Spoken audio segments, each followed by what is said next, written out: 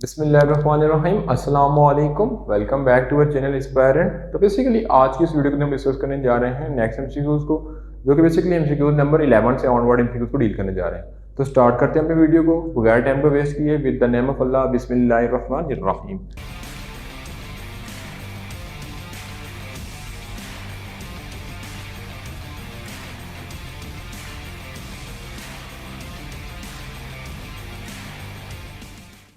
तो बेसिकली अगर हम स्टेटमेंट को पढ़े तो लिखा हुआ है sum of the magnitude of two forces is equal to 16 newton. Mean हमारे पास दो फोर्सेस का सम 16 न्यूटन है if the resultant force is 8 newton. ठीक है, अब रिजल्टेंट फोर्स कम है तो मीन सब्ट्रैक्शन ऑफ वेक्टर हो रही होगी। अगर रिजल्टेंट फोर्स इन दोनों फोर्स ज्यादा हो जाए तो हम बोलते हैं एडिशन ऑफ वेक्टर हो रही है। ठीक है, and its direction is perpendicular to minimum force then forces are. तो बेसिकली जो उसकी डायरेक्शन है वो परपेंडिकुलर है। परपेंडिकुलर बन रहा है तो हमारे पास राइट एंगल ट्रायंगल ड्रा हो रहा होगा। ठीक है, तो हम फाइंड करनी है कि F1 और F2 कितनी होंगी। ठीक है, तो इनको फाइंड कर लेते हैं। तो बेसिकली स्टार्ट करते हैं। तो बेसिकली लिखा हुआ है कि इफ द रिजल्टेंट दूसरी वेक्टर के परपेंडिकुलर है। मीन मैंने बताया कि अगर रिजल्टेंट कम हो तो हमारे पास सब्ट्रैक्शन वेक्टर होता है। तो बेसिकली यहाँ पे मेंशन भी है लास्ट टाइम में कि if resultant force is 8 Newton direction is perpendicular, तो जो है वो रिजल्टेंट परपेंडिकुलर है जो मिनिमम फोर्स के। तो मैं यहाँ पे रिजल्टेंट आ गया, ये परपेंडिकुलर आ गया मिनिमम फोर्स के, तो ये रिजल्टेंट है जो मैं गिवन 8 न्यूटन। ठीक है, तो हमारे पास एक ही वेक्टर हो गया। ठीक है, तो बेसिकली इसको मैं दूसरा वेक्टर का नाम दे देता हूँ। क्लियर है? ठीक है, यहाँ तक आपको क्लियर होगा। तो लेट्स सपोज मैं इसको नाम देता हूँ F2 का, क्योंकि दो फोर्सेज हैं, उसको मैं नाम देता हूँ F1 का, और ये इसका रिजल्टेंट है। क्लियर है चीज़ यहाँ तक? ठीक है, तो बेसिकली यहाँ के बात करने के बाद हम मतलब के फर्दर मूव करते हैं कि हमारे पास क्या लिखा हुआ क्वेश्चन के अंदर।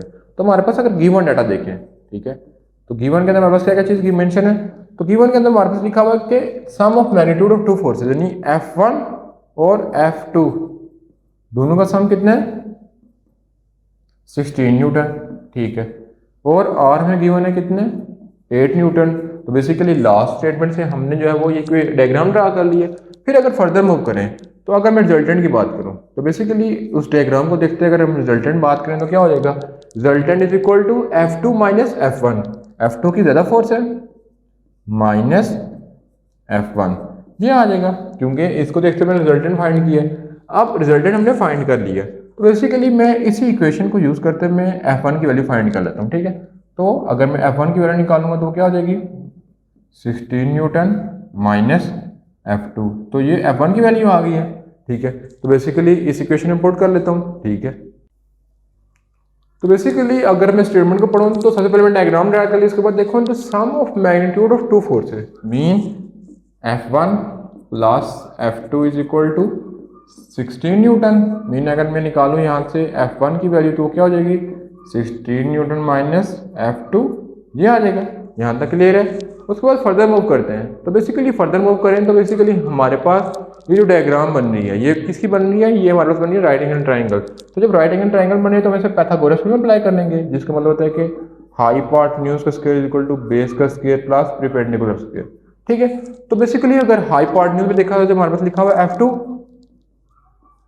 का स्क्वायर, बेस पे क्या लिखा हुआ है F1 का स्क्वायर, और परपेंडिकुलर पे R का स्क्वायर। तो मैं वेक्टर नहीं डालूंगा तो वेक्टर के बाहर कर रहा हूँ, मेरे पास आ रहा था F2 is equal to F1 plus R का स्क्वायर। ये चीज क्लियर है? फिर अगर देखा जाए तो मेरे पास F2 मैंने फाइंड करना है, तो F2 को मैं ऐसे लिख लूंगा। ठीक है, F1 की वैल्यू कितनी है 16 माइनस F2 का स्क्वायर प्लस R की कितनी वैल्यू थी 8 का स्क्वायर।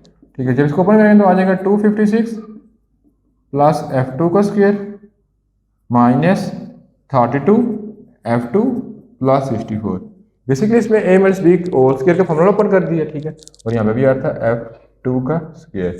ठीक है, तो यहाँ तक क्लियर है? फिर अगर मैं फर्दर करूँ तो बेसिकली F2 इधर प्लस में, इधर आगे हो जाएगा माइनस में, तो F2 का स्क्वायर माइनस F2 का स्क्वायर दोनों काट देंगे। तो जब दो चीजें काट देंगे तो बेसिकली हमें क्या बचेगा 0 is equal to 256 plus 64 minus 32 F2, ये आ गया। तो माइनस 32 F को मैं ले लूंगा, 32 F2 हो जाएगा। ठीक है, और 256 में 64 को ऐड करके बेसिकली कितना बनता है तो यहाँ पे मैं ऐड कर लेता हूँ 256 और 64, 10, 12, 320। तो बेसिकली यहाँ पे आ गया 320। तो F2 320 डिवाइड बाई 32 कर लूँगा तो मेरे पास कितना आंसर आ जाएगा 10। तो F2 हमारे पास कितना आ गई है 10 न्यूटन। ठीक है, तो F2 हमारे पास आ गई, तो इस इक्वेशन में पुट कर लेंगे, तो F1 कैलकुलेट कर लेंगे। F1 is equal to 16 minus 10, हमारे पास कितना आ जाएगा 6 न्यूटन। ठीक है, तो बेसिकली F1 मेरे पास कितनी आ गई है 6 न्यूटन एंड F2 16 न्यूटन। ठीक है, तो बेसिकली जो इसका राइट ऑप्शन बन रहा है 16 न्यूटन, F2 सॉरी हमारे पास 10 न्यूटन आ रही थी, तो 10 न्यूटन। तो बेसिकली जो हमारे पास ऑप्शन गिवन है कि force F1 6 Newton, 10 Newton, 8 Newton, 8 Newton, 4 Newton, 12 Newton, 10 2 Newton या 14 न्यूटन। तो जो हमारे पास राइट ऑप्शन बनता है वो क्या बनता है, ऑप्शन नंबर ए, जो कि हमने कैलकुलेशन करके निकाल ली है। ठीक है, तो बेसिकली जो रॉड डाला हुआ है इसका हमने जो है वो मैथ से रिलेट करना है। If the centre of gravity is 14 centimetre from end A, तो बेसिकली सेंटर ऑफ ग्रेविटी से इसका डिस्टेंस 14 सेंटीमीटर है। ठीक है, तो हमारे पास डायग्राम गिवन है, तो बेसिकली फिर डाउनवर्ड आ गया तो हमारे पास second condition of equilibrium use करेंगे, यानी second condition of equilibrium use करना। अब टॉर्क को डील करते हैं, मीन टॉर्क क्लॉकवाइज और टॉर्क एंटी क्लॉकवाइज, ये आ गया। तो बेसिकली अगर हम देखें तो टॉर्क क्लॉकवाइज वाली वैल्यू पुट कर लेंगे और torque anti clockwise value put कर लेंगे। तो बेसिकली इनको यहाँ से चीज़ क्या कर रही है, बैलेंस कर रही है। ठीक है, तो टॉर्क क्लॉकवाइज फाइंड कर लेंगे। तो बेसिकली हमारे पास टोटल रॉड कितना था,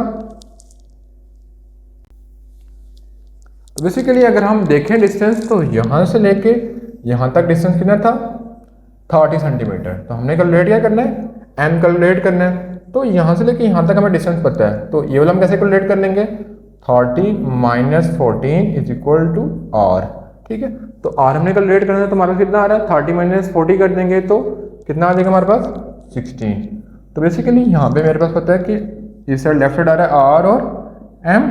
ठीक है, ये चीज़ क्लियर है। और अगर राइट साइड पे देखा जाए तो हमारे पास वेट गिवन है कितना, तो इस वाली वेट को मैं कहता हूँ कि M2। ठीक है, और इसको मैं कहता हूँ R2। का फॉर्मूला होता है वो क्या होता है, विद रिस्पेक्ट का चीज डाउनवर्ड लड़कियों के इसमें वेट आ जाता है। तो टॉर्क का फॉर्मूला हो जाएगा क्या हमारे पास R इंटू डब्ल्यू।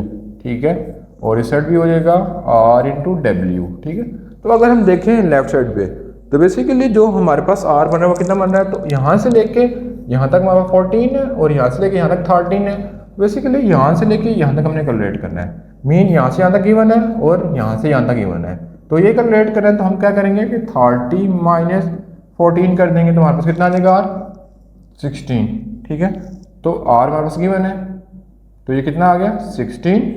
और वेट का फॉर्मूला क्या होता है mg, मैस हमने फाइंड करना है, g को हम ऐसे लिख लेते हैं। ठीक है, जी की वैल्यू हमारे पास पता है कि 9.8 होती है, लेकिन मैं कैंसिल आउट कर दूंगा ताकि कैलकुलेशन इतनी जो है वो स्टिकी ना हो। ठीक है, तो यहाँ तक क्लियर है। फिर अगर हम फर्दर देखा जाए तो बेसिकली इसको दो पार्ट में डिवाइड किया गया था। ठीक है, तो अब यहाँ से लेके यहाँ तक मुझे पता है कितना है 20, तो यहाँ इस साइड कितना है 20 और उस साइड वेट कितना है, वेट का फॉर्मूला आता है mg, मैथ कितना है 80 ग्राम और जी ऐसे लिख लेंगे। तो जी को मैं कट आउट कर दूंगा तो हमारे पास आ जाएगा m is equal to 160 divided by 16, तो एम हमारे पास कितना आ जाएगा 10।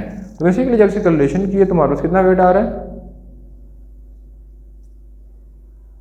सॉरी जब इनको मल्टीप्लाई करूंगा तो मेरे पास कितना आंसर आ जाएगा, एम मैंने कैलकुलेट करना था 1600 डिवाइडेड बाई 16, तो ये कितना आ जाएगा 100 इसका आंसर आ जाएगा। तो जो बेसिकली इसका मैथ आ रहा है वो कितना आ रहा है 100 ग्राम। तो बेसिकली जो राइट ऑप्शन है ऑप्शन नंबर ए।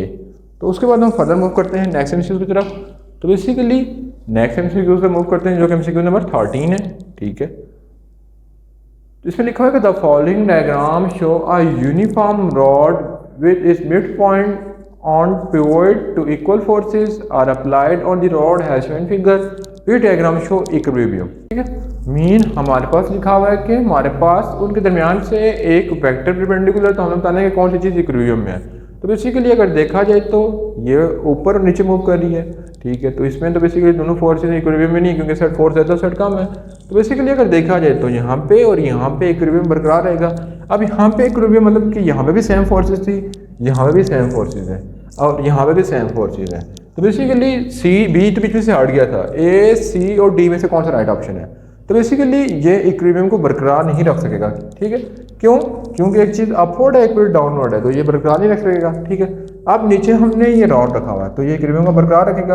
अब इसको खींचूंगा ऊपर करूंगा तो कहीं एक ऊपर चले जाएगा, तो जिसका राइट ऑप्शन है जिसमें क्लॉकवाइज और एंटी क्लॉकवाइज वाली यानी second condition of equilibrium satisfy हो रही है, वो सिर्फ ऑप्शन नंबर सी है। तो बेसिकली जिसका right option option number C, जिसके अंदर torque of clockwise equal to torque of anti clockwise है, ठीक है। उसके बाद हम फर्दर मूव करते हैं नेक्स्ट एमसीक्यू की तरफ। तो बेसिकली एमसीक्यू नंबर 14 की तरफ देखा जाए तो उसमें लिखा हुआ है कि for which angle the equation A dot B and A cross B correct, mean कि ऐसी कौन सी वैल्यू है जहाँ पे डॉट प्रोडक्ट और क्रॉस प्रोडक्ट दोनों के दोनों आपस में इक्वल हो जाएंगे। तो बेसिकली मैं लिख लेता हूँ और आपको समझा दूँ कि ऐसी कौन सी वैल्यू है। तो बेसिकली ये बहुत मतलब कि इम्पॉर्टेंट एक किस्म का है with respect to short question में भी आता है और विद रिस्पेक्ट टू जो है वो ऑब्जेक्टिव के लिहाज से।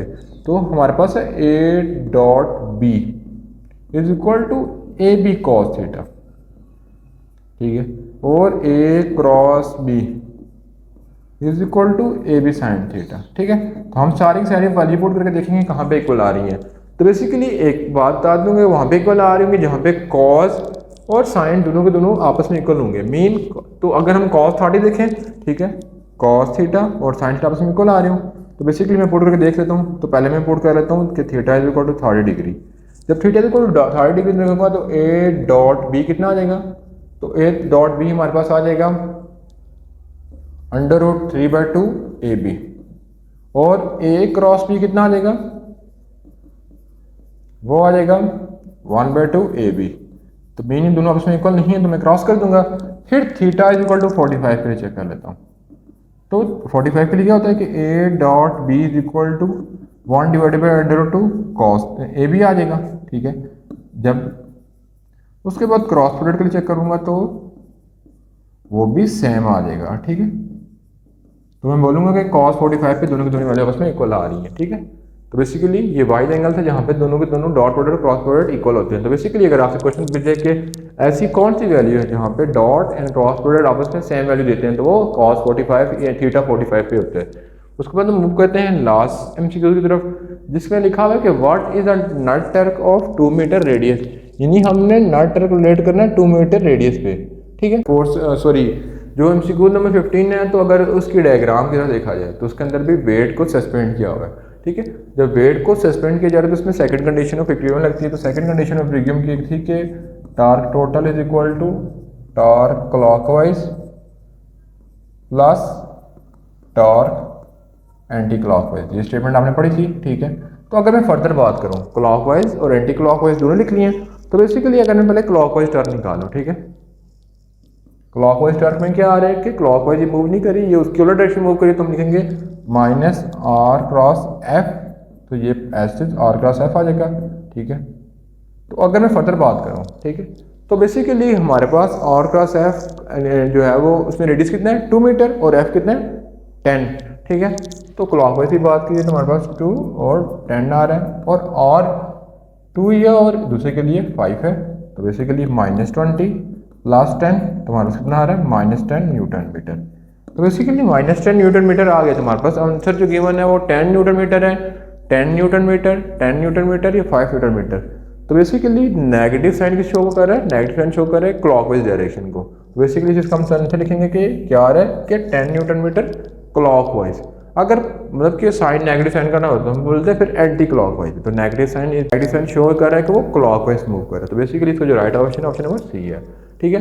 बेसिकली ये थी आज की वीडियो जिसके अंदर हमने फिजिक्स को डील किया। तो इंशाल्लाह नेक्स्ट वीडियो के अंदर हम जो इसके न्यूमेरिकल और जो है वो एग्जाम्पल को डील करेंगे। तो मिलेंगे नेक्स्ट पार्ट में, तब तक अल्लाह निगहबान।